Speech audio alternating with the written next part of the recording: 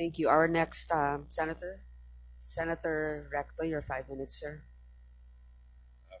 Thank you, Madam Chair. Madam Chair, yung mga katanungan ko will be basically on three issues. One, ang una-una ay tungkol sa napakahalagang PNP report na binigay sa atin. At itong PNP report na ito, ang nakapirma si General Talino. Okay? At dito sa PNP report na ito, nandito yung buong chronology of events on the point of view of the PNP. At meron dito pre-operation phase, may execution phase, reinforcement phase, extraction phase, retrieval phase, so on and so forth. No? Ito, kumbaga, parang seconds to disaster ang format. Okay. So let me begin, Madam Chair, para malaman natin ito. Bakit ganito ang pag-isip o pagsalaysay ng PNP dito? Let me start from the reinforcement phase muna. At 6:30 a.m., nakalagay dito, the SAF troops personnel moved to bounce toward the location of 55 SAC. Another group of airmen engaged them into heavy firefight in between waypoint 8 and 9. The troops maximized firepower and maneuvered to penetrate towards the location of the 55 SAC personnel. But the enemies were strongly entrenched in their positions, preventing the troops from pushing forward. Number 1, 6:30 yan. At 7 o'clock, let me just read highlighted portions na dahil mahaba to. The first option requested, ito yung humihingi na kayo ng tulong. The first option requested was to provide indirect fire support, artillery support. However, it did not materialize due to the existing peace process between the GRP and the MILF. So meron ditong pagbanggit dahil sa peace process. And then let me continue. 7:20, humingi ulit kayo ng indirect fire. 7:30, ang 45 SAC yun At 7:30, humingi din ulit ng indirect fire ang 55 SAC naman. So let me move further down to the extraction phase. At 12:28 noon time, pumasok na yung coordinating committee on the ceasefire cessation of hostilities. Before that, 11:30 a.m., enemy forces peppered the 84 SAC with mortars and heavy volume of fire. The troops remained in a defensive position. PO1 Yamaldungan was wounded during the exchange of fire. Extraction phase, yung 12:28 na nabanggit ko kanina. At 12:41, all units were advised to cease firing, but enemy forces still engaged the troops. So on and so forth. Hanggang sa dulo na yan. At meron din tayo mga text messages between General Napenas and General Pangilinan. Reiterating, by text naman, seconds from disaster din. Lahat ito pinag-uusapan. Lumalabas dito, para bagang, and please explain it to the committee. It would appear to me here na parang dahil sa ceasefire, parang umawat ang gobyerno, nagkaroon ng unilateral ceasefire sa gobyerno, pero wala naman ceasefire sa MILF. General Talino, pwede mo bang ipaliwanag sa amin to yung report mo? At General Napenas, can you explain to me all these text messages, your exchanges between General Pangilinan in relation to the ceasefire at yung para bagal lumalabas sa lahat ng dokumentong ito. No, dahil sa ceasefire, uulitin ko, nagkaroon ng unilateral ceasefire ang gobyerno, pero hindi naman huminto ang MILF at binugbog na kayo ng binugbog at pinatay na ang karamihan ng mga SAF sa 55th. General Talino. Yes, Your Honor, Madam Chair. I will start it when the time Colonel Henera del Rosario, the commanding officer of 1st Mechanized Brigade, he called me up and said that, Sir, papasok na yung CCCH IMT. That was around, mga before lunch, 10-11 a.m. And then pakisabihan si Superintendent Mangahis, who was at the ACP that time, na salubungin sila dahil sila yung magkukos ng ceasefire, yung papasok doon sa area. So I called up Superintendent Mangahis and informed him about that information from Colonel Del Rosario na salubungin sila. So true to it, dumating yung IMT, pero according to Superintendent Mangahis, pumunta pa sila doon sa base command ng MILF para magpaalam. And then bumalik sila around noontime, tanghali na yon. Sabi niya, sir, ceasefire na. Ceasefire. So we advise our troops on the ground na mag-ceasefire na sila. Pero ang reklamo ng mga tropa natin doon sa ground, sir, nag-ceasefire na kami, pero yung mga kalaban ay pumuputok pa rin. So yun, kaya nga sa nandyan yung report namin, yung ceasefire, nag-ceasefire na yung mga tropa, pero continuous yung putok ng kalaban. Kaya mo bang bilangin ilang beses kayo humingi ng tulong for artillery support sa AFP? Yung matatandaan ko lang, Your Honor, nung pumunta kami doon ng umaga, that was around 7:30. And then I sent a text message to Colonel Del Rosario around 8:30. Yun lang yung natatandaan ko, pero yung ibang request from the other officers like Superintendent Mangahis and Director Napenas, hindi ko na po yun nabilang, Your Honor. Dito sa records that we have in the committee, ang unang-una 6:80 ng umaga. May text message si General Napenas na engaged SAF troops doon malapit Ilog, 2 kilometers east of Barangay Tukalanipaw, GC, binigay coordinate, bandang gitna, going to target, sir. Sagot ni General Pangilinan, copy. And then at 8:35, General, good AM, ito location, marami kalaban, GC 688663, in coordinate ulit. Request indirect fire, wala mga civilian doon kanina pa. And then, ang may sagot ulit, sir, good AM, ito locations, marami kalaban. Ulit at 9:10. Kayo naman, nandun na kayo sa tactical command post sa AFP. Humingi na kayo ng tulong din doon, di ba? Yes, Your Honor, around 7:30. Okay. So ito, 9:10 na. Ganun ulit. Pero posibleng may mali sa coordinate dito. Dahil wala naman 365 degrees eh. Okay? So, isang mali na dito sa coordinate. Okay. And then, you continue at 9:12. May sagot naman si General Pangilinan, copy sir, mechanized is in the area already and will provide assistance. Sinabi pa niya, for your information, nag-request din ako ng choppers. Okay? And then, 9:20, nagpasalamat ka. General Napenas, big thank you, Ed. And then, at 10:54, so simula ng 6:18 hanggang 10:54, puro pag-uusap lang kayo at walang, nagpatulong naman ng AFP, nagpadala ng infantry. Pero wala pa rin yung assault, yung ang tawag doon, yung indirect fire, artillery. But at 10:54, we advised them to cease fire. Meron ng ceasefire dito, 10:54. At 11:46, pinag-uusapan ceasefire din at tumigil na nga lahat. And then, ang nakakabahala dito, may text na naman si General Napenas, for info sir, latest location. Sir, good morning, for info po. Nasa barangay tuloy na po kami with IMT and MILF. Chair, hindi, sa ceasefire muna to. Okay? Sagot naman ni General Napenas, hindi tumigil MILF pag-atake sa atin, sir. Ito location namin, binigay ulit yung location. Baka maubos tao natin, sir. Mga lugar na ito. So, request indirect fire support sa paligid ng locations na ito. And then, nagpa-text ulit. Sir, dumating pa reinforcement, MILF, dumarami sila. 102 na yon.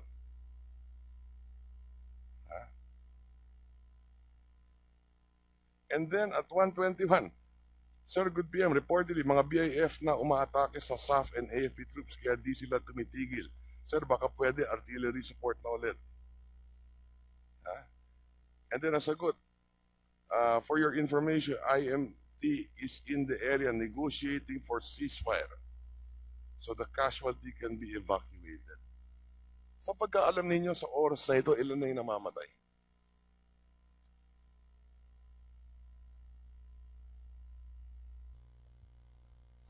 During that time, Your Honor, at around 1 p.m., wala pa kaming information doon sa mga patay, pero as reported by our troops on the ground, sabi nila may mga casualties na.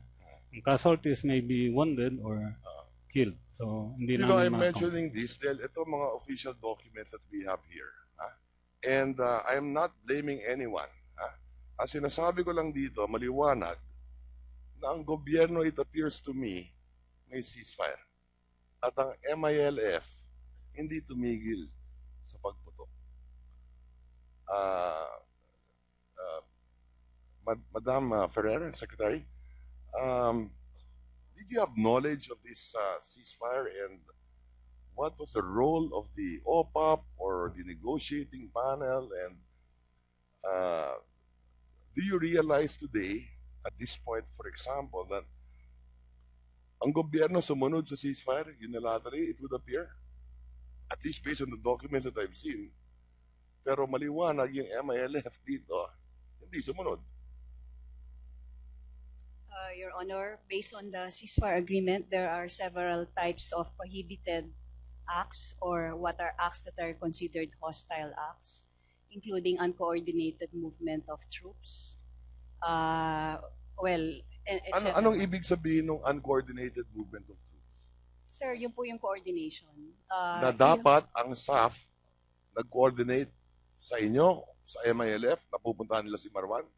Again, sir, we're referring back to the protocols. Kasi po, pag ang MILF po, halimbawa meron silang pulong na gagawin sa Camp Darapanan at lalabas po yung kanilang mga tropa para makipagpulong sa liderato nila, kino-coordinate po nila yan sa ating ceasefire committee para matiyak na walang aberya na mangyayari. Kung meron din pong kaya po tayo meron din coordination protocols pagdating sa law enforcement precisely para hindi po magkatakutan. So, ganun po yung usapin dito. Nung nag-breakdown po yung ceasefire, naglabo-labo na po. Kasi wala nga pong malinaw na line of command na nag-ooperate sa bahagi ng MILF. Wala po silang commander doon na nag-order sa kanila kung ano pong gagawin nila. Okay, so Sa bahagi din po ng government, hindi ko po alam kung saan po nanggagaling yung line of command ng SAF troops. And I'm presuming nandun po nanggagaling sa TCP under Director General Napenas. So wala ka nakikitang pagkukulang ang MILF dito? Doon po sa sitwasyon na yon, yung po usapin kung meron overkill, pwede talaga pong bawal yon sa batas. Pero yung sitwasyon po na nagputukan na, yun po talaga yung ina-avoid natin. And we're happy to say that this is only the second time that we had such a major firefight since under the period of, under the administration of President Aquino, from 2010 up to 2015, this is only the second incident. But you will accept that unilaterally the government huminto. Pero yung MILF hindi huminto sa pagputok at pagpaslang. Probably yours as a senator, that's the one that will have to be reconstructed because we also know that there are other armed groups there who were also fighting it out in that area. And the command that came from maybe the commander of the MILF who went there, but who got there only about 1 o'clock, sila po ang makakapagbigay ng kwento kung paano nila actually in order yung mga tropa nila kung para huminto na sila makipagputukan. Kasi hindi po natin alam kung ano talagang nangyari from 5:30 hanggang precisely hanggang mga 12 o'clock. General Napenas, tama ba itong binabanggit ko sa inyong pagkaalam? Yes, Your Honor, and I would agree with you. Yung sinabi nyo kanina na unilateral, tumigil po yung ating gobyerno, yung PNP staff.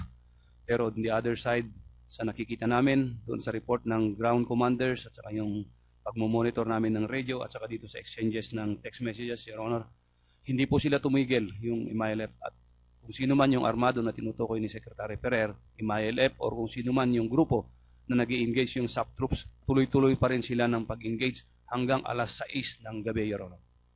Kasi kompleto naman yung report dito from reinforcement, extraction, retrieval. Mr. At patuloy yung Your Honor, kasi ang OPAP is not on the ground. I think maybe General Galvez that should answer. Sir, I think the process of ceasefire is continuing negotiation between the opposing forces. pero tama ba yung pagtingin ko dito I think na it's huminto ang gobyerno at hindi huminto ang MILF sir, ganito po yan, at sir. BIFF? Lagay na natin. Sir, ang ano natin, sir, there are two teams na nagre-negotiate. We have the one team for the MILF and one team for the government forces. So the process is they will really go in between the two forces, and I believe the contention of the PNP that there is a unilateral sa proseso po talaga ng ceasefire as per experience. Kahit nasabihin po natin by phone na mag-ceasefire na, hindi po talaga magpupigil ang putukan because they are engaging. That's why the strategy normally is each position should be strengthened in a sense na nakakaroon. Kaya nga nung tumawag po ako sa isang officer, sinabi ko na kailangan ng PNP pumunta sa high ground and have an active defense. Hindi po pinatigil. Dahil kasi actually po, hindi po talaga siya titigil dahil kasi nando po yun sa mainit na po yan. At sa time na ano po talaga natin ma-break into half yung dalawang forces. So I believe there is no truth na unilateral yun, no? Dahil kasi ongoing ang firefight. Ang medyo problema lang po natin, ang 55th, I was there in the area twice. Napaka lower ground po talaga sila. Napaka-defensive, napaka-baba po talaga. And I believe, kung titingnan po natin yung tape, kung ang intense fighting is from 7 to 9, more or less marami pong casualty in between 7 to 11. Doon po ang casualty. Well, like I said, 6:18 humihingi na ng tulong eh. 6:18 ng umaga pa lang eh. At it appears na wala nga gawa nung yung usapan sa ceasefire. Yun ang sa dami ng dokumentong binigay na sa atin at ito lumalabas sa nakikita ko. Yes, Mr. Iqbal. Nabanggit kasi na nag-ceasefire yung PNP, SAF, hindi nag-ceasefire yung MILF. Siguro we have to AFP at PNP. Yeah. Yes. We have to reconstruct what really happened. First,